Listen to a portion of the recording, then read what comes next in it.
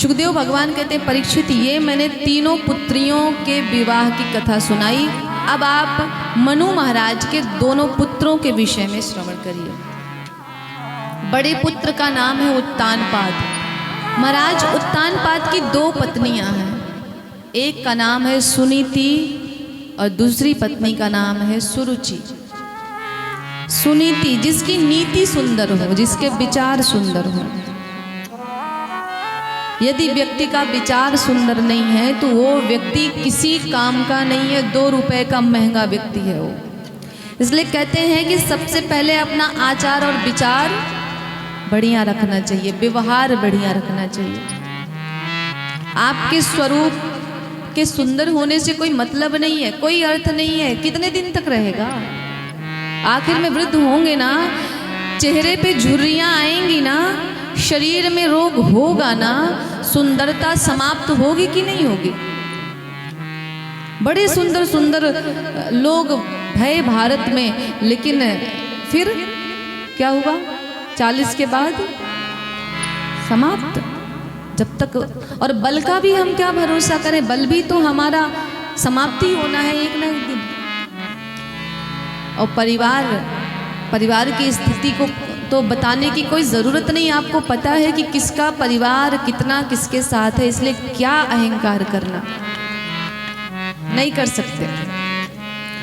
तो सुनीति मैया का नाम बड़ा सुंदर है, जिसकी नीति सुंदर हो, जिसका विचार सुंदर हो। और मेरे यहाँ तो कहते हैं कि यदि स्त्री सुंदर विचारों वाली मिल जाए ना तो वो घर को स्वर्ग बना देती है।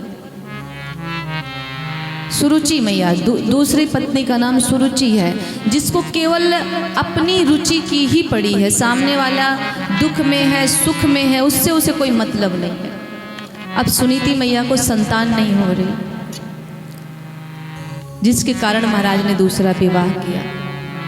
कहते हैं भगवान भी जब कृपा करते हैं तो सब पे अहेतु की कृपा करते हैं। ऐसा समय आया कि सुनीति मैया ने भी एक पुत्र को जन्म दिया और सुरुचि मैया ने भी एक पुत्र को जन्म दिया। सुनीति मैया के पुत्र का नाम है ध्रुव और सुरुचि मैया के पुत्र का नाम है उत्तम। महाराज ने जब दूसरा विवाह किया तो पहली पत्नी को भूल गए, दूसरी को साथ में रखते और सुनीति मैया ऐसे झोपड़ी में रहती। एक दिन की बात है, ध्रुव जी महाराज शिक्षा अध्ययन कर रहे, विद्या अध्ययन कर रहे हैं, गए थे विद्यालय। अब वहाँ पे बहुत सारे बच्चों के साथ लिख पढ़ रहे थे, तो क्या देखा कि जितने उनके मित्र थे सबके पिताजी उनको लेने आए विद्यालय में। ध्रुव जी महाराज को आज बड़ा कष्ट हुआ, रोने लगे और कहते हैं कि आप तो बड़े सौभाग्यशाली हो कि आपके पिता आपसे कितना प्रेम करते हैं कि आपको यहाँ विद्यालय से घर ले जाने के लिए आए। एक मुझे देखो, मैंने तो आज तक अपने पिता का चेहरा ही नहीं देखा कि मेरे पिता दिखते कैसे हैं, कहाँ रहते हैं, कैसे हैं। अब जब ऐसी बात कही तो जितने मित्र थे ना ध्रुव जी महाराज के, सभी आश्चर्यचकित, बोले महाराज आपसे ज़्यादा सौभाग्यशाली तो जगत में कोई नहीं। क्यों?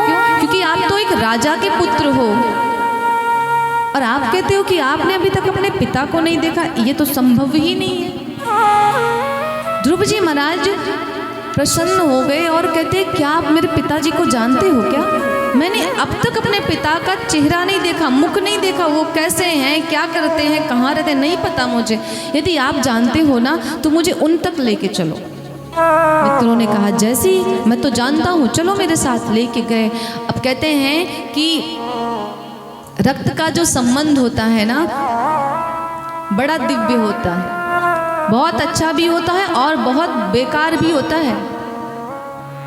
महाराज सिंहासन पे बैठे थे उत्तानपाद जी महाराज, और जैसे ही अपने पुत्र को देखा ना आते हुए, पुत्र प्रेम जागृत हुआ, प्रेम उमड़ पड़ा और सिंहासन को छोड़ करके दौड़ के गए, ध्रुव जी महाराज को हृदय से लगा लिया, गोद में उठा के ले आए, बैठे सिंहासन पे, ध्रुव जी महाराज को अपनी गोद में बिठा लिया और लगे लाड लडाने। सुखदेव कहते परीक्षित ये दृश्य सुरुचि देख रही थी। उसे भय हो गया कि महाराज तो अपने बड़े पुत्र से बड़ा प्रेम कर रहे हैं और जो इससे इनकी नज़दीकियां बढ़ी तो मेरे पुत्र को तो कुछ मिलेगा ही नहीं, इसको तो राजा बना देंगे आने वाले समय में, मुझे दूर करना पड़ेगा। आई बड़े क्रोध में और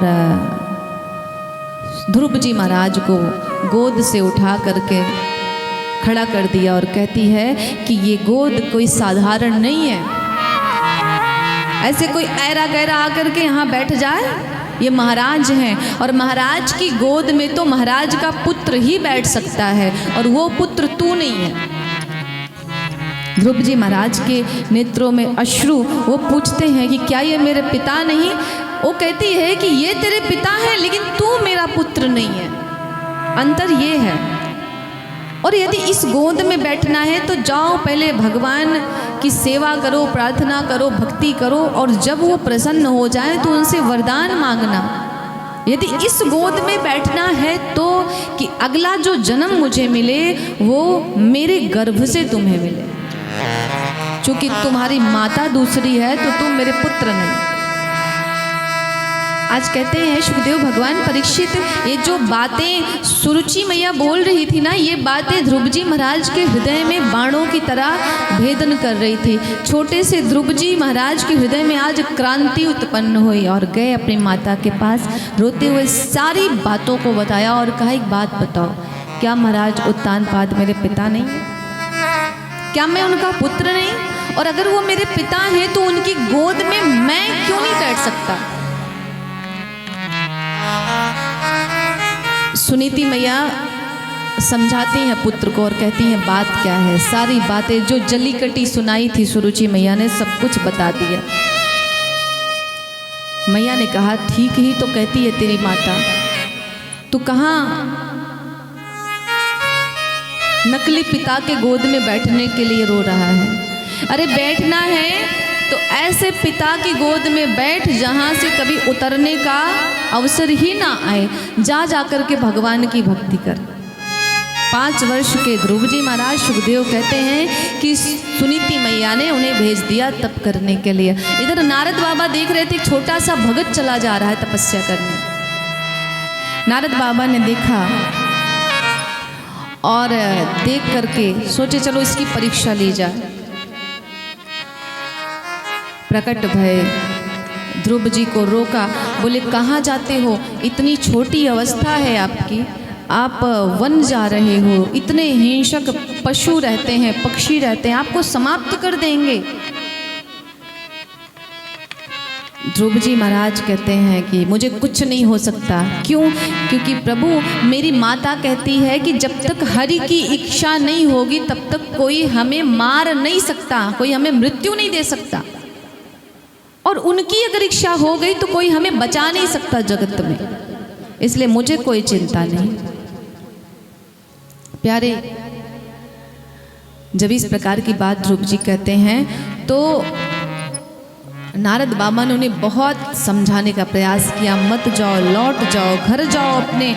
आप छोटे से हो, क्या तपस्या करोगे? खेलने खाने की उम्र है, जाओ अपने मित्रों के साथ खेलो, एक दुख आप भूल जाओगे समय के साथ। ध्रुव जी महाराज कहते हैं कि अब तो बिना भगवान को प्राप्त किए ये ध्रुव वापस नहीं जा सकता।